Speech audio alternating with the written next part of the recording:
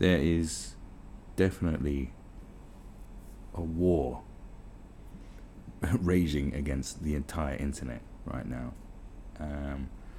It's being put forward by governments and supported by a lot of journalists and a lot of news outlets,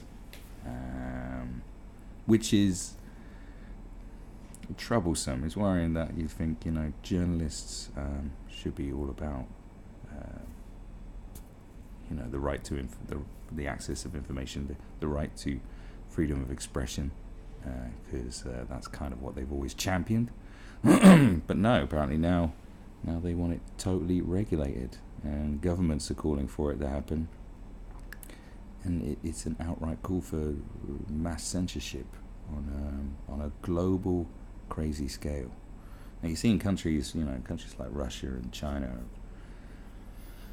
have this in place, and North Korea obviously, which is so limited, it's barely recognizable as internet. But but now everyone else is sort of jumping on board. Well, except America, of course, who are saying no, because they are the land of the free, or whatever they like to say. US says it will not join Christchurch call against online terror. Now, I'm starting to get really tired and annoyed with New Zealand's drum thumping, like beating this drum and trying to get everyone on board because they had one incident. That's upsetting, and now they want to literally just go after everything. A real knee-jerk reaction, like absolutely crazy. You see, lots of countries have knee-jerk reactions to things. After Dunblane, the UK banned all majority of guns. America has had some real bad knee-jerk reactions. 9/11 being one of them.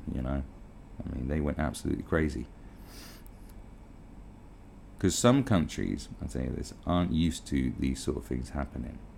Here's a good example. So, the mass shooting in Dunblane, we weren't used to having mass shootings. Like, we always had shootings, but that's kind of thing that happens in only an America type situation. So we lost our shits. We weren't used to it. America's never really been used to having attacks on its own soil. Not like the UK, and a lot of European countries have had, masses of terrorist attacks for decades from different groups. We had the IRA on our doorstep. We're kind of used to it. Also, we went through the Blitz and shit like that. We've taken a fair few kick-ins, but America ain't used to it. So as soon as they have attack, they go and launch 2 wars that are still continuing to this day.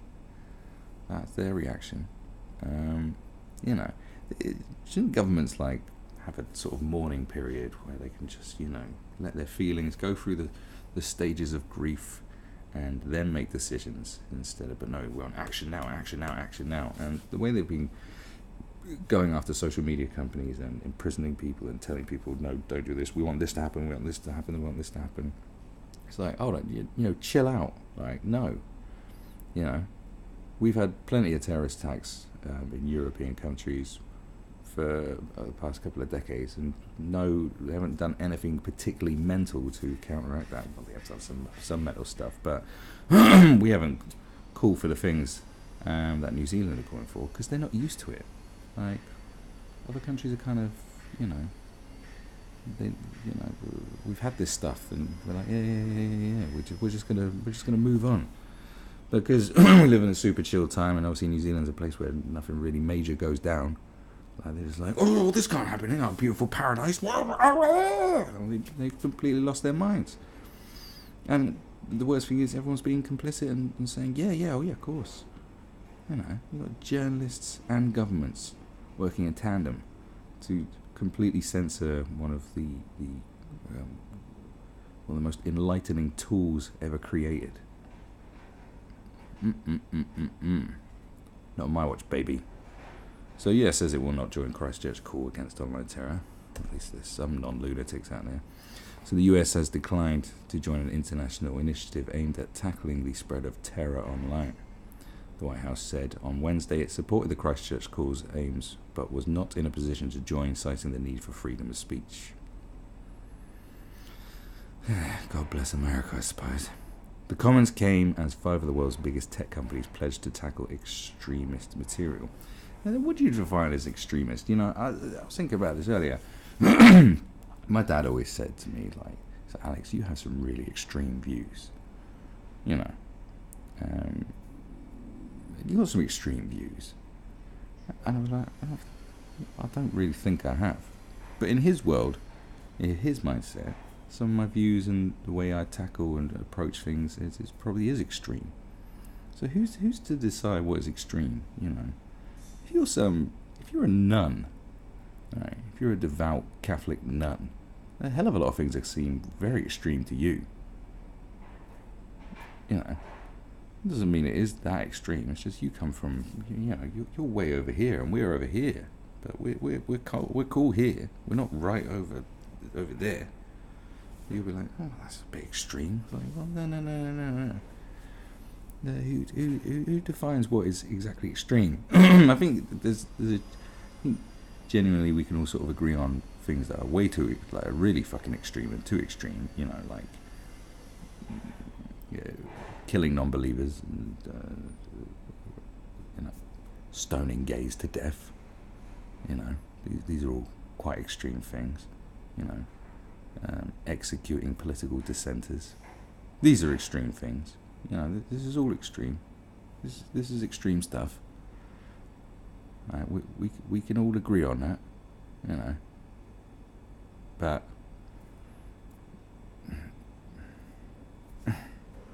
who decides? Christchurch Call was launched in response to the deadly terror attack that was live streamed on Facebook. The March attack, launched by a lone gunman on 2 mosques in New Zealand, in the New Zealand city of Christchurch, left 51 people dead. What is the Christchurch Call? The Christchurch Call is a voluntary commitment by governments and tech companies to improve their efforts to tackle extremist content. It was spearheaded by New Zealand Prime Minister Jacinda Ardern and French President Emmanuel Macron. It's funny how Macron just continues to be very polarizing, isn't it? Who joined political and industry leaders in Paris on Wednesday to launch the action. The text of the initiative outlines collective voluntary commitments from governments and internet companies. These include ensuring that there are effective counter-terrorism laws. Oh, effective counter-terrorism laws. Do you not know about the counter-terrorism laws that are already in place after 9/11 and such? Yeah, do you know about all those ones they put in place? And you want some more? And that measures are being taken to remove extremist content from social media. All action on this issue must be consistent with principles of a free, open and secure internet without compromising human rights and fundamental freedoms, including freedom of expression, it says. Does it? It must also recognize the internet's ability to act as a force for good, including by promoting innovation and economic development and fostering inclusive societies. Purify the internet, yeah? Countries including Australia, Germany, India and Sweden have backed the action, alongside tech giants Facebook, Amazon, Google, Twitter and Microsoft. Why didn't the US join? In its statement, the White House said it supported the Christchurch Call overall goals, but was not currently in position to join the endorsement. Without directly highlighting specific issues with the initiative, the statement stressed the need to protect free speech. We continue to be proactive in our efforts to counter terrorist content online, while also continuing to respect freedom of expression and freedom of the press, it said. We encourage technology companies to enforce their terms of service and community standards that forbid the use of their platforms for terrorist purposes. We maintain that the best tool to defeat terrorist speech is productive speech, and thus we emphasize the importance of promoting credible alternative narratives as the primary means by which we can defeat terrorist messaging, it added. That's right. You must let people talk. Now, I learned this a long time ago, because I would have been someone who was like on the fence for like, I don't know if we should let people say that kind of stuff. Until I realised something about my own personality, and something I've always done if I meet new people, or you know, in a situation where there's a lot of people in a room and I don't know them, I don't really say anything. I just sort of sit there and let them talk. And you let people talk, talk, and then you know exactly what you're dealing with and what they're all about. Because when you're quiet, they just be like, you will get a couple who just look at you and go, I know what you're up to. I've had that a couple of times. But mostly, just let people talk. Because people love fucking talking. And eventually you know what they're all about. You know if like you want to associate with this person or not. It doesn't take some people long to really expose themselves. The amount of times I just let someone talk and it doesn't take long. And it's like, yeah, well that was extremely racist. This happens so many times. It's funny. It's like, you just let people talk and they will reveal lunacy quite quickly sometimes. Depending on the setting, obviously, but that's it. So so in my mindset, it's like, right, we need to let people spout off, you know. This is so weird because they're trying to go after, well, they are going after, what do you mean? They've gone after, Alex Jones and conspiracy theorists. Now, I have a lot of issues with conspiracy theories and conspiracy theorists. I do at one instance, I sort of embrace some of them, and the other instance, I just think, no. That's based on some anti-Semitic nonsense, like lizard people liking blonde, blue-eyed people, as David Icke goes on about. It's like, yeah, I kind of know where that comes from. So, but keep talking if you like. But I know, and I will tell everyone I know that I know. Simple as that. And I'll show them. I'll bloody show them. The thing is, theories are theories. And it's distressing because years ago, after 9/11, the main narrative sold by, the birth of the New Age of conspiracy, as I like to call it, was birthed after 9/11. And that's when it all started, stuff coming out about, it being an inside job, funded by master puppeteers of the world, the Illuminati, the New World Order, the globalists, whatever you want to call them. And there was an agenda. And they kept talking about these agendas. And they were like, why would they do that? Why would they do that? Why would it be an inside job? Why would they kill thousands of their own people? And it's like, well, to take your liberties away. And then they did introduce the counter-terrorism laws. And then they kept ramping them up.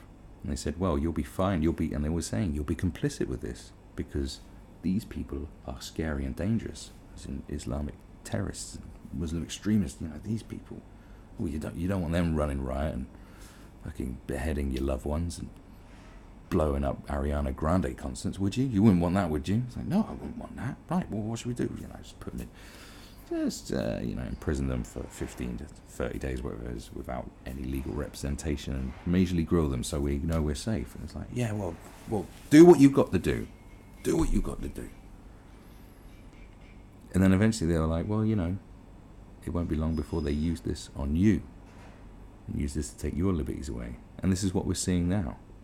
Because somehow, now you could say, there's many different arguments, many different theories to why culturally a lot of the mainstream press, which is very left-leaning, has labelled any sort of dissenters as alt-right or far-right or whatever it is. Yeah. Now, it depends how deep into conspiracy. God, they're really working hard today. Good on you, boys. They are steaming hot out there. You imagine working out in that heat, man. Jeez. Not for me. What was I saying? Right. Sorry.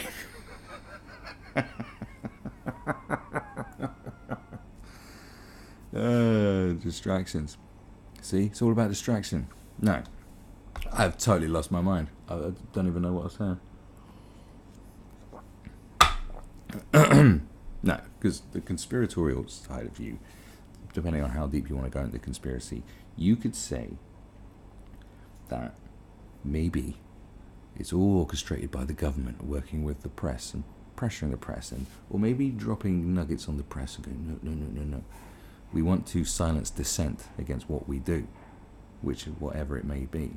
So we want you to paint these people as the worst kind of people possible. So everyone will agree when we shut them down and deplatform them and basically silence them. Everyone will be applauding it as a job well done. You could say that. Or you could go with the thing that this left-leaning, deranged legacy media and big media companies are dying, and we live in the age of rage bait, clickbait, rage bait, which has proved very a great way to get traffic. Psychologically, it just works, and you could say that, you know, they were testing the water and they found out, well, this works, you know. You could also say that because of the platforms of what they're saying, and because journalists have become very lazy, and I guess they're kind of overworked. To be fair to them, they work for not very much, and they have to produce so much content that they don't really have the time, and they don't have the luxuries that a lot of other creators and people who broadcast news do, and they're on platforms that they despise because they are basically stealing food out their mouths as far as they're concerned. So they just want to shut them down, which with whatever method is given to them. So they'll go after a certain type of ones, you know, because it depends. I mean, we don't really know, but it's like I said, I don't want to go into like too deep conspiratorial theories, but you just got to look at it and go, well, why is a free open press so open to deplatforming and censorship and silencing people? Like, this isn't the Western world we were told we had. You know, that sort of thing is for somewhere like Cuba, you know, or like, you know, Brazil in the 70s and 80s underneath, you know, under a military junta. You know, these kind of regimes that we've known about for decades and decades. These crazy, loony countries, we used to call them. Loony regimes, saying the stifling of press. You know, look at Burma before it sort of opened up its gates a bit more. Like, I remember watching a documentary about, you know, Burmese reporters and what they had to go through to get information out of Burma to tell you, like, what was going on. Absolutely crazy shit. And you go, wow, that's Burma. But now it's like, well, what the fuck are these people up to? Like, what is their agenda? What's their real goal? Is it just self-preservation? Or is the government involved? Or is it a mixture? Or is it a mixture of all these different things? But the one thing that is 100% is it is a full-blown assault. It's a full-blown assault. And where's it going to lead to? Well, with this kind of bullshit, and I've already predicted this once. You can watch the video. I said they will go after VPNs in the end. If this is the path if this is the path they are taking. They can stifle content, but there's always a way around it. There's so many different VPNs out there. And they'll go after VPNs. They'll go after VPNs. And the way they'll do it is what I said, the way they'll do it, because a lot of content creators who get sponsored by VPNs are on that sort of side of, you know, anti-establishment content creators, I like to call them. You know, not just necessarily right-wing ones, but definitely ones that these type of journalists and these outlets have problems with. So that is how they will sell that to ban VPNs. That is how they will, you know, smear the companies for supporting these creators, and they'll give all kinds of egregious examples of how VPNs help fuel extremism, and that's how they do it. And I said it before, I just want to say it again, that I think that is what they're going to do, and we can't let it happen. Really, it's kind of like, it's kind of time to go, no. Anyway, let's have a look at this. Mr. Macron said he wanted to get a more concrete and formal commitment from Washington, but saw the US's support of the overall goals as a positive element. What did tech companies pledge? As well as signing up to the largely symbolic document produced in Paris, leading tech companies agreed to a 9-point plan for putting the Christchurch pledges into action. Among their commitments, Facebook, Amazon, Google, Twitter, and Microsoft said they would update their terms of use to expressly prohibit the distribution of terrorist and violent extremist content and develop crisis protocols to respond to emerging or active events such as a terror attack.